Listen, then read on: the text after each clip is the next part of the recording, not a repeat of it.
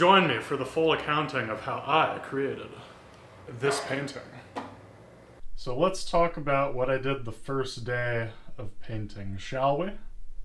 Let's begin. So this painting of my brother-in-law is created on the corpse of my last attempt painting my brother-in-law. That stain in the background is a year old, trying the exact same painting from the exact same photo, and it went pretty crappy, so I gave up on that thing, and here I am creating new life out of the corpse of the discarded body of my brother-in-law.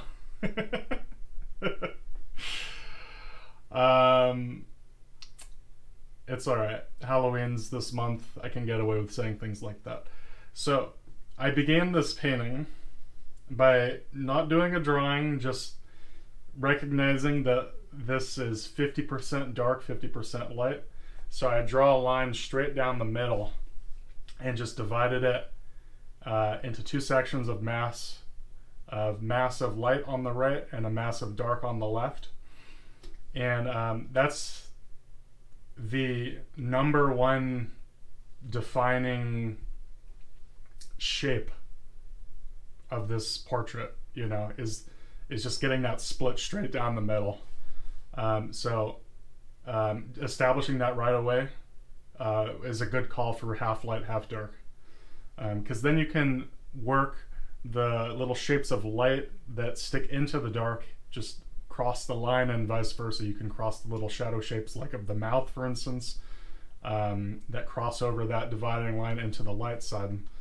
And you can think of your drawing that way, of how far does this shape of shadow or light go across that border dividing the two.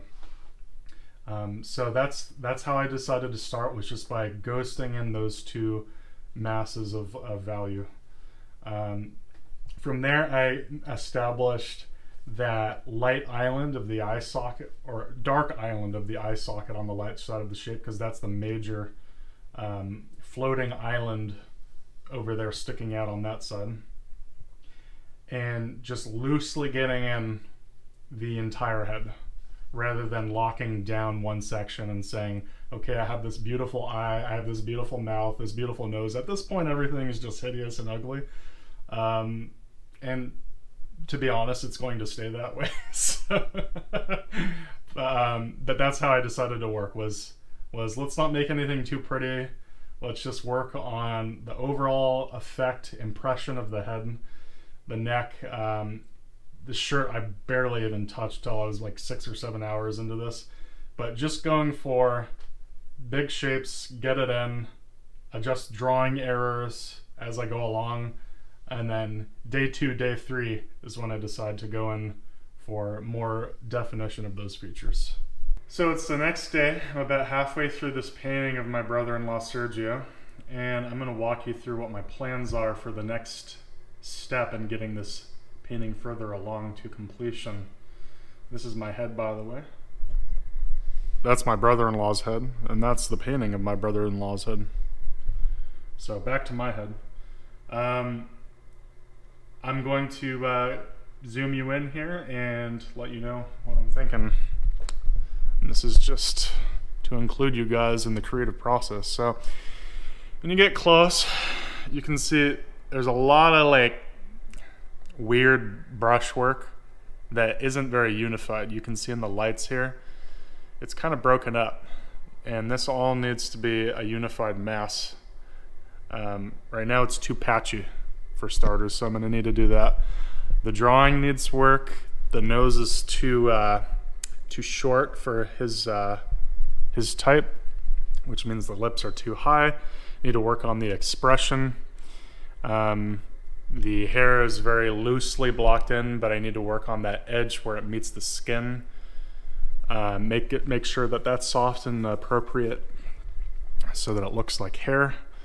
The whole painting basically just needs another pass. This spot here where you have that shadow coming off of the eye, it ends at the crease on that nostril ring right there.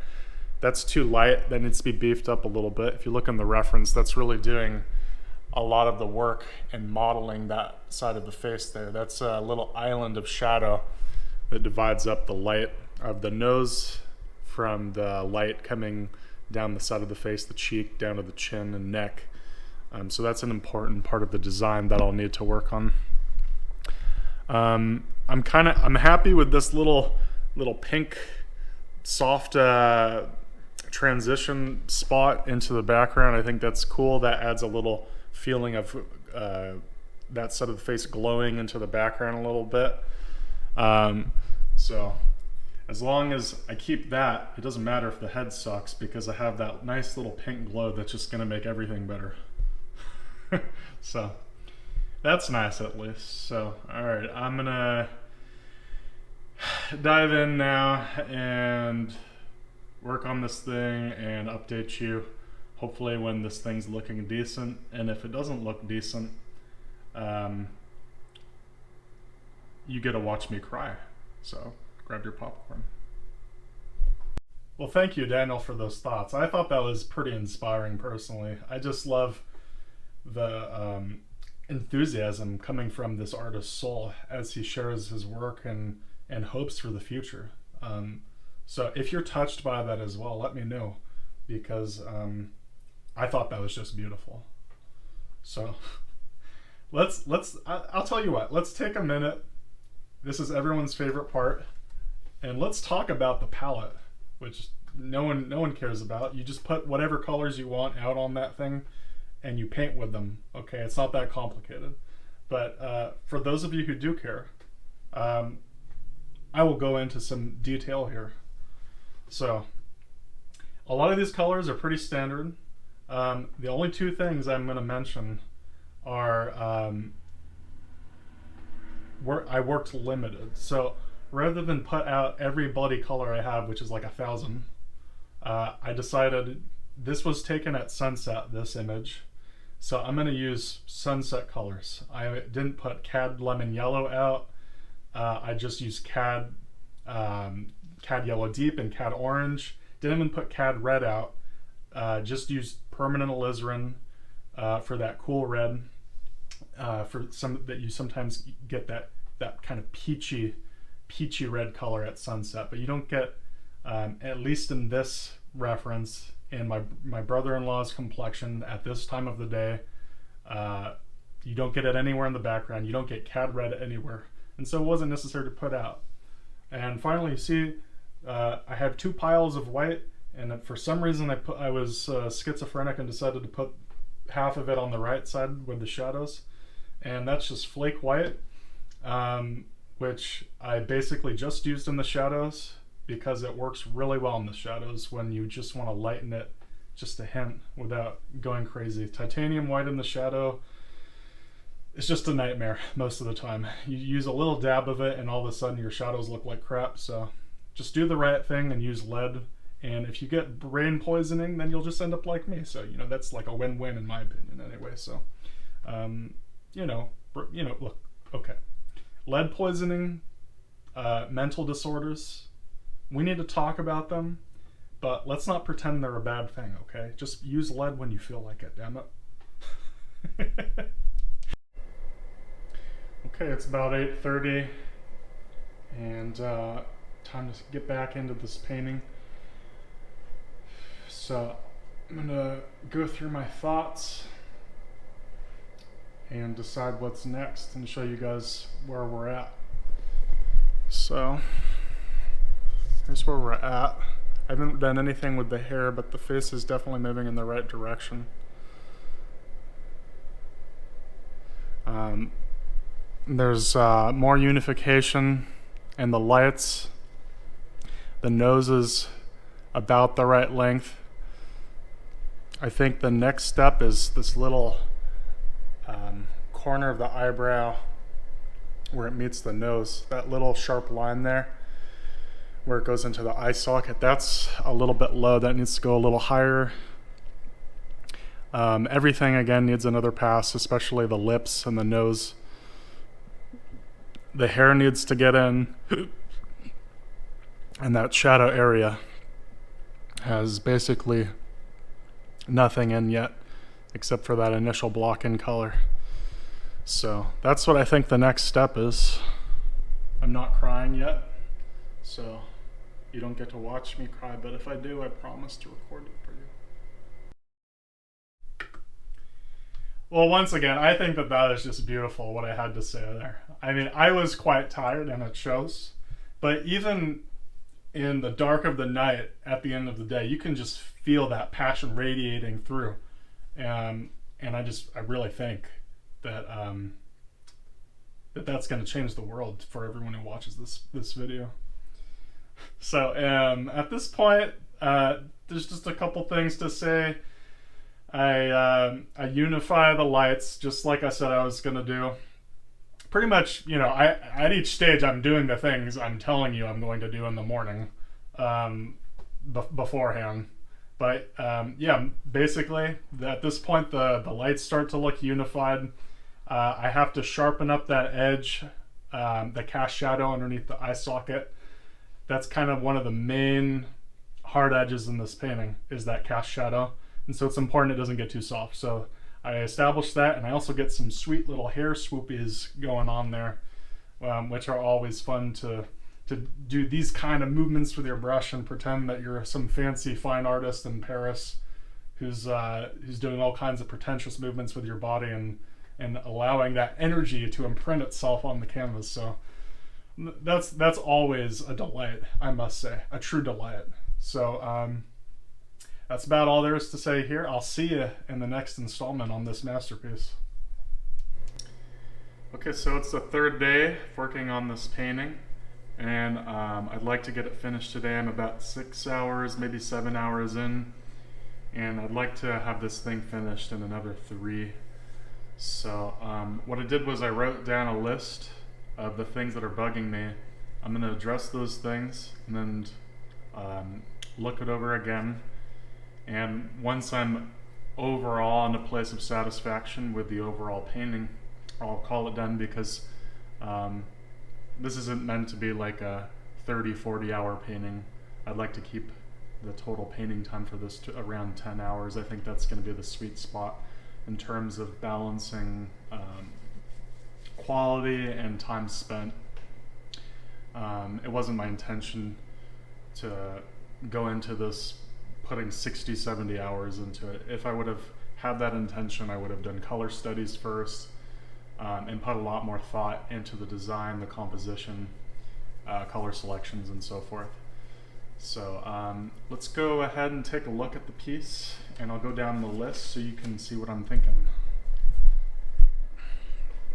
First thing I wrote down, and I did this first thing in the morning just so that I could get my gut reaction to what I think is bothering me. The first thing I notice is the nose is too thick, and also there's just too many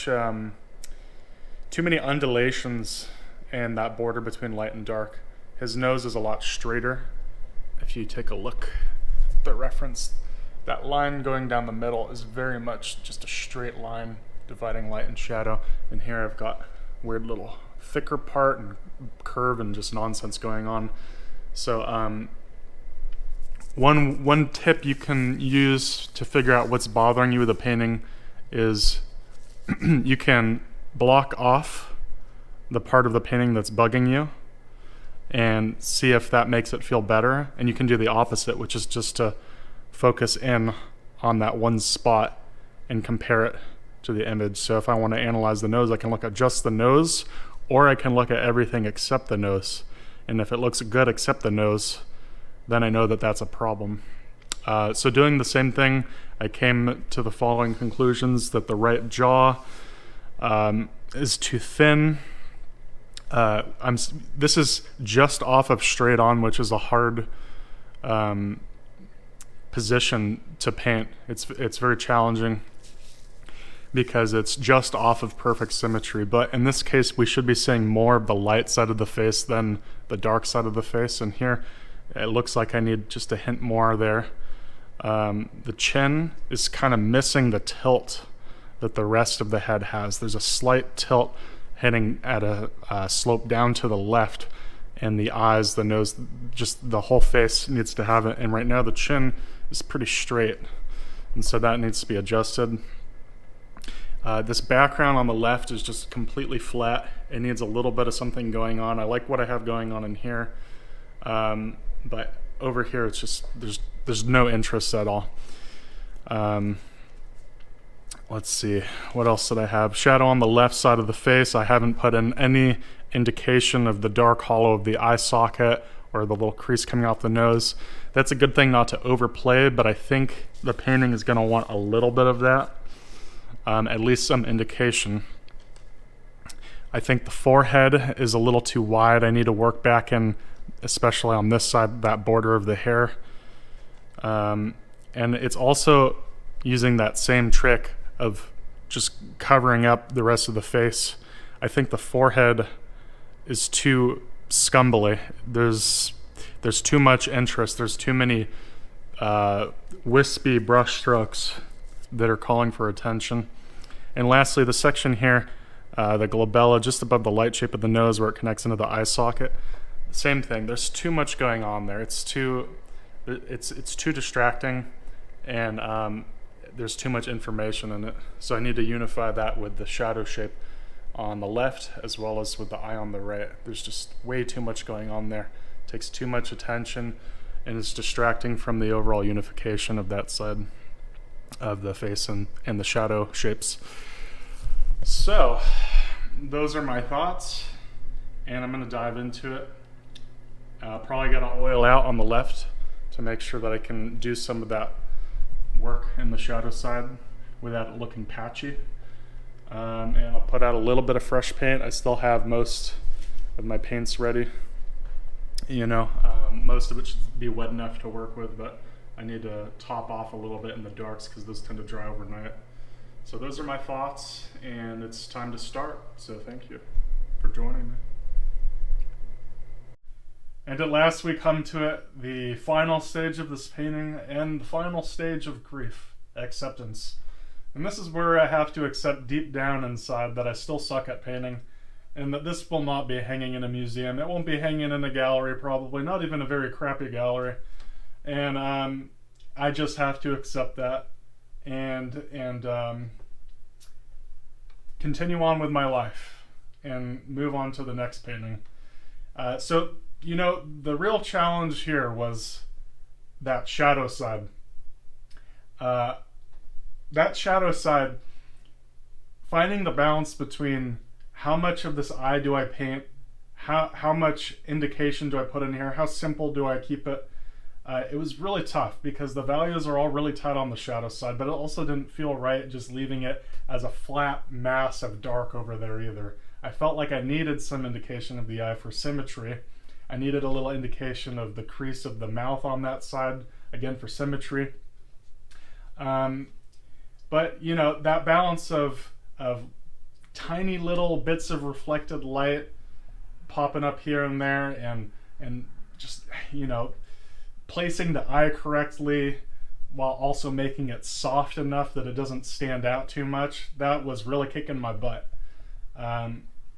So at this point in the painting, I've consigned myself to moving on and just getting this bloody thing finished. And so what I do is I just focus on the things bugging me the most. I give up on the idea that this is going to be some glorified, beautiful relic for posterity to gaze upon and think, man, Daniel, nice painting of your brother-in-law. The world is just a better place because we have this thing. And I just have to say, okay, what parts of this painting sucks the most that I'm going to work on and make suck a little bit less before I put this thing on the shelf and get on with my life. So that's what I do. I get the shirt in, get the hair done, do some nonsense in the background, and the little cherry on top is just a little very sloppily indicated ring on his right ear, which my brother-in-law wears, and it's beautiful, and I paint it less beautiful than I should have, and that's okay, because it's time to get on with my life and paint something else.